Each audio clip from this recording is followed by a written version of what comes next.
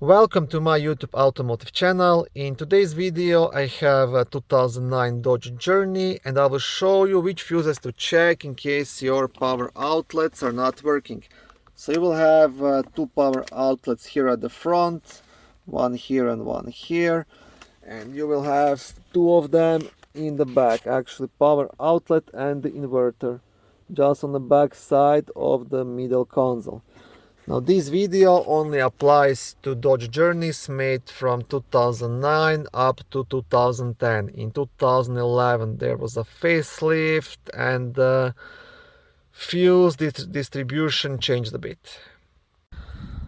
All the power outlet fuses will be located in the main fuse box under the front hood, which is right here.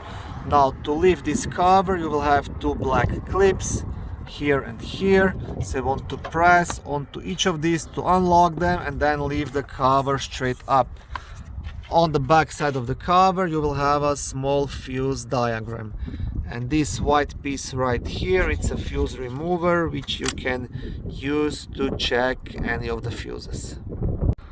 First fuse you want to check, it's a fuse number M5, which is a 25 amp fuse responsible for power to the power inverter. Second fuse to check, it's a fuse number M6 just next to it, which is a 20 amp fuse responsible for power to the power outlet number 1. Fuse number M7 is located here and it's responsible for power to the power outlet number 2. Last fuse to check, it's a fuse number M36, which is a 20 amp fuse located here, responsible for power to the power outlet number 3. So in total you have 4 fuses to check: this one, this one, this one, and this one right here.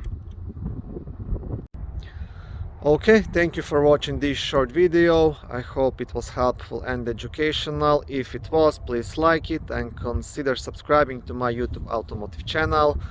On my channel there is lots of how-to videos, do-it-yourself videos, car reviews, product reviews and other similar automotive topics.